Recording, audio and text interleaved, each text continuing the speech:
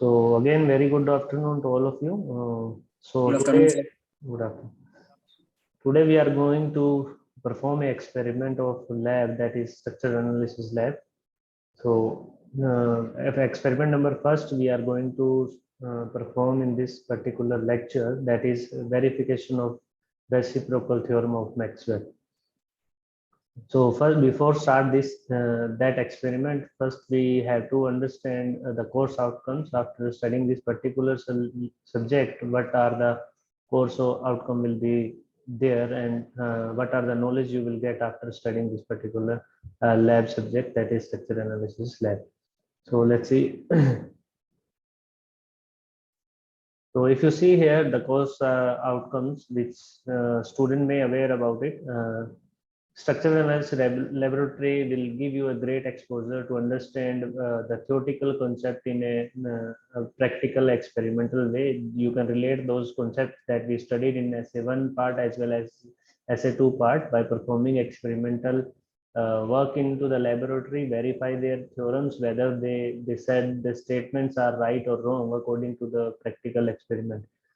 Then we have that will be understanding. It will increase your understanding, visualize, think how to cope with the experiments by taking the theoretical concept and actual apply the actual loading to the beams and whatever the structures or experiments do we have in the lab, and try to get their response, how the structure is going to respond when they are comes under the load. These things are going to be verified by the experiment performed. So one of those experiments we have, one is verification of reciprocal theorem of Maxwell. And if so, let's see the syllabus what we need to complete in this particular subject, that is structure analysis lab. One, as we did in the structure analysis subject also, we divide our syllabus into 4 parts. Again, we here also divided into 4 parts. So experiment number 1 is basically the deflection of simply spotted beam and verification of Clerk-Maxwell theorem, which I just told to you. To determine the flexure rigidity of the given beam, many of the things you already studied theoretically, but we are gonna verify all these things by performing the experiment. To verify moment area theorem, that is a part of structural analysis part 1. You've seen the moment area theorem, its application to solve the problem of indeterminate structures for different kind of loading, and we'll draw the slope and deflection of that given beam by performing that experiment into the lab. And then part 2, we have a moment required to produce a given rotation, means rotational stiffness. It's a rotational stiffness, how much given rotation if we provide, how much rotational stiffness will be there, that we are going to calculate. For that, for a rotational stiffness or for a rotation, how much moment we need to apply to get that value. It's a actually it's a kind of part of SA2. There is a one part will come out there. I will let you know while we studied that subject, where it's there. I will remind, I think yes, we performed that experiment, how to get that rotational stiffness by applying the moment, how much moment that we require for 1 degree of rotational stiffness over there in case of beam and other end is fixed, right? Oh, sorry, pinned. Study of the behavior of columns, studs. A column and studs, fundamental things you already seen in as shown. Strength of material theory part, we seen the end conditions and their end condition, we've seen that theoretically, but we are going to verify whether they are satisfied those conditions that we studied in theoretical portion. So that is also going to be performed in this lab itself. Then we have section 3rd, we have experiment on 3-hinge arch, that is a part of SA1. In the SA1 part, we have a determinate structure, and 3-hinge arch itself is a determinate structure. Degree of indeterminacy comes out to be 0 because we both sides we have is, and there is a central hinge, it comes out to be 0 in that case. Experiment on 2-hinge arch, which is a indeterminate structure, and it's a part of SA2 here.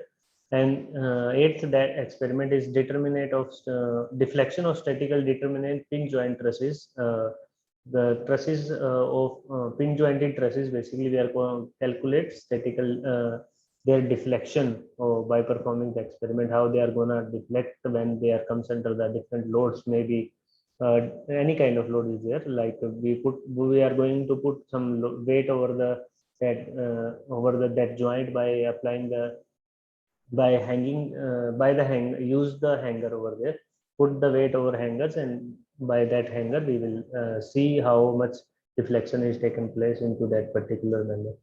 Then last two experiments are forces in member of redundant frames, means it's an indeterminate frame. Experiment on curved beam. So curved beam, you are not aware about it. What does it mean? Let's see. We will see in the laboratory how to perform that experiment. So today we are going to perform first experiment of section 1. That is experiment is verification of reciprocal theorem by deflection of using a simply spotted beam. As you can see, first of all, you need to understand what is the equipment type and how it looks like. So as you can see in the first image, this is the complete setup of the that experiment. This is a table mounted over which we have two sport system, and there that is a simply spotted beam. You can say it's some portion is a overhang portion. That distance between these two pillars, that is approximately 70 centimeter. Total length of this beam is 1 meter. So as you can, these things are mentioned already. Just I explained to you. The model consists of 1 meter long of simply spotted. This is the steel simply spotted beam. Its length is around 1 meter. The two rigid pillars. These are the two pillars you can see here.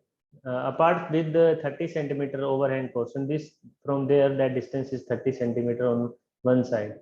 If you see from the top side, while I will show you the yes is in this image you can see there are some notches in the steel beam.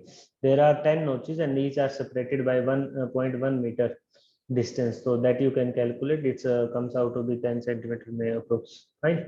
Depending upon if it's maybe it can be divided into 20 as well. So in that case you can calculate as well, right? Two small hangers are provided. These are the hangers for holding the load. You have to hang those weight hangers by using some weight hanging equipment and put the weight over it, and you will see. And that is a dial gauge that is going to be record the deflection when we apply the load on the other end, one point to the second point. So these are the equipment that we required, or this is the apparatus. Actually, it's an image of laboratory.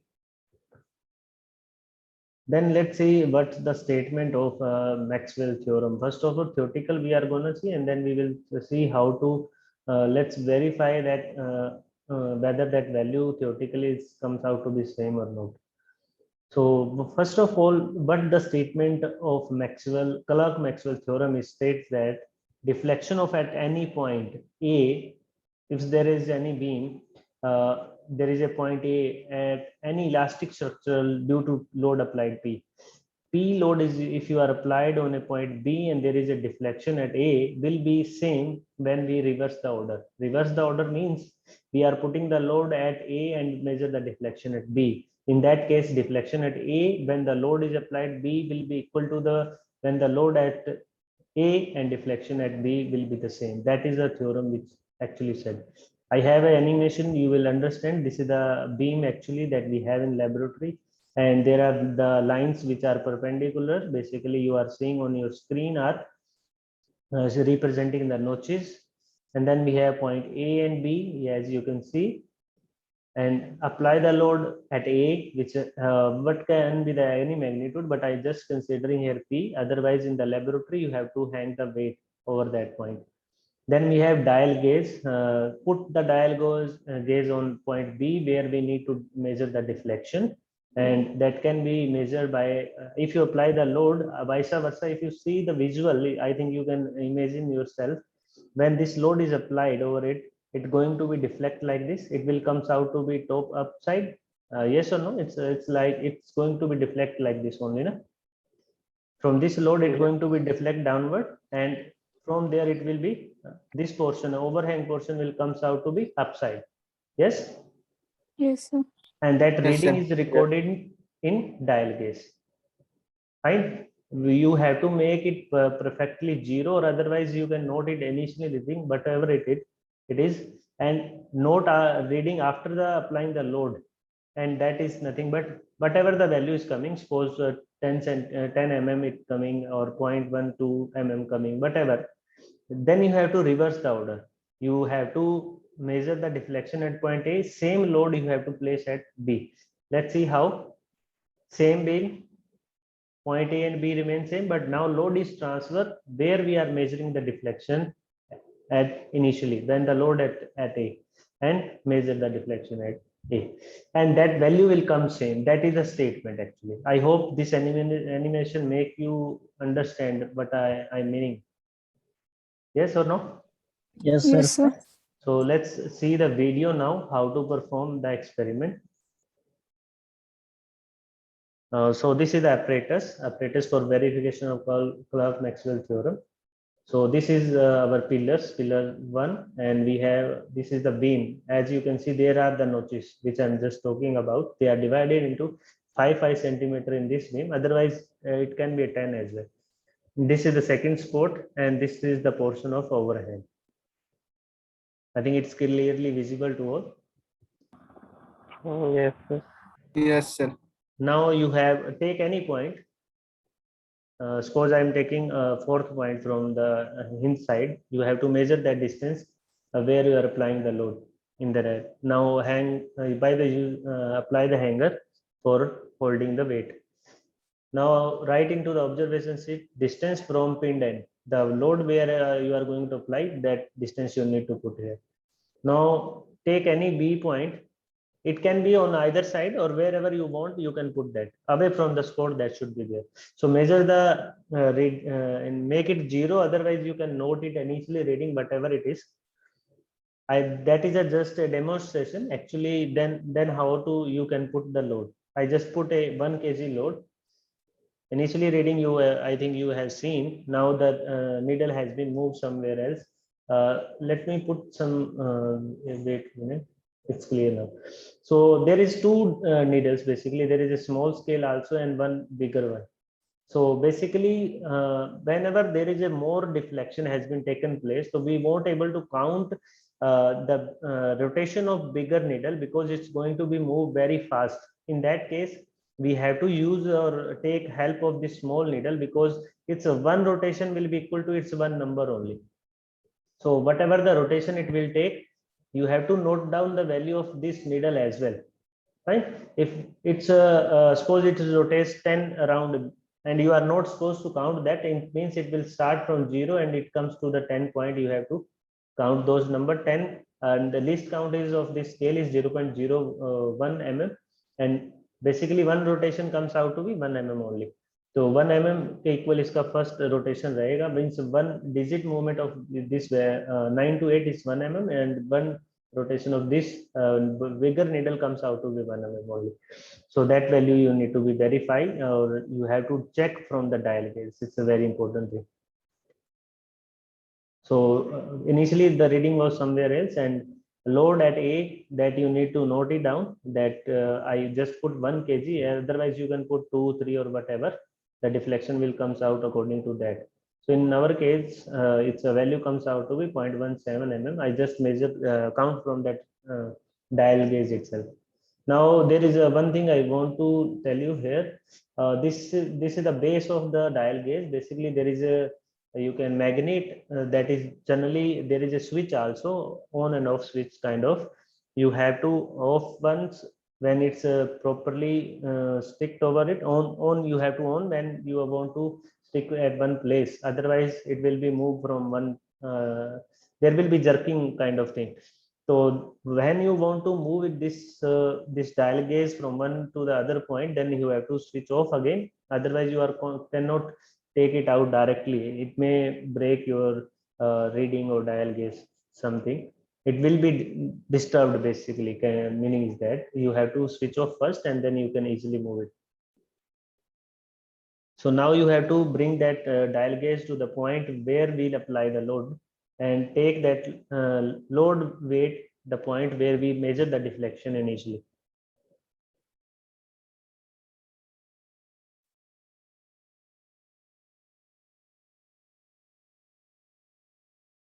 Again, there is no need to make it 0, but 0 is always easy to count from where it is moving. Again, the load should not be changed. If you change the load, in that case, value automatically comes out to be different. And distance is also remains same. Again, I just write the same value, whatever it, there may be a little bit change, because something like you can put a very fast loading. In that case, jerking may be there and value will comes out to be little bit error. Otherwise, that value comes out to be same. So now the things that we are required to be keep in your mind, that is precautions. It's a very important thing. Many times we generally do a very fast experiment. In that case, if somebody move the table, in that case also reading will comes out to be wrong. If you uh, hang the weight and suddenly you apply 1 or 2 kg very fast, in that case also there will be some error. So apply the load without any jerk, means you have to place a load very smoothly. So there should not be any jerk. Otherwise, dial gauge will give you a reading. Some value will comes out there. So in that case, reading will not come to be same, and you can say that Maxwell reciprocal theorem is wrong. No, it's not, but it may be wrong due to your way of experimentation की वजह से mistakes can be there. Then perform the experiment at a location which is away from any external disturbance, means it should be on a silent place, like there should not be any factory or something, there should not be any vibration kind of thing should not be there. Otherwise, there will be error. Even if you will be faced very difficult to bring that dial gauge to be 0 many times, because it can change just if you hold throw any weight or put strongly that weight, in that case also it will be disturbed. So make sure there should not be any disturb. Ensure that sports are rigid, as you can say that they are rigid, but table can be vibrate somehow, because floor is not level many time. In that case, one portion of leg of that table is not level, so that is not good sign for to perform this experiment, because a bit change in height of the table, there will be error. Obviously that experiment is itself on a table, so that table should be first of all that over which the experiment system is there, that should be on stable position. So I think you can understand, you can say it's there should not be any rigid body movement. So deflection can be there, that we are going to measure, but rigid body movement means that table should not be moved. If it is moved, then there will be a. So gently tap the dial gauge before observing the reading. Many times, as you are not supposed to use dial gauge daily basis, because labs comes in 6 month or 4 month work only. After that, we are not going to use dial gauge on daily basis. It may be get corroded somehow. It's not gives you the reading. In that case, you have to check whether dial gauge is giving the reading properly or not, whether their needle is properly moving when apply the load. Before that, you can tap it, or whether it's work or not, that you have to verify before taking the reading. The load applied should be within the allowed limits, means you are not supposed to, as you can see, thickness of that beam is not huge, so you are not supposed to put a 10 kg load. To verify anything, you can take any weight just to see how much deflection is taken place. Thus, that you have to verify. It doesn't mean you have to put a weight of 10 kg or 15 kg. It will break your beam. That is, we are going to measure that thing. So they make sure do not apply a huge weight. That should be within a limit. You can increase gradually, like some extent 5 to 7 kg. The value of otherwise deflection and load deflection will be there. That will be difficult to even measure. So that should be in limits. So these are the things you have to keep in mind. I hope this experiment is clear to understand, and you can perform when you come into the lab, but they're very simple experiment, and reading you can note very easily. So that's it from my side. If you have any query, you can ask us. But I put a lot of effort to make these things. I try to make the beams, animations I also edit, and video which is made by myself also. In that case, if you have any problem, even if you can ask me. Most welcome for that. Yes, No, please. sir. It's able to understand? Yes, sir. Yes, sir. Can Yes, we sir. go in Yes, sir. that fashion? Yes, sir.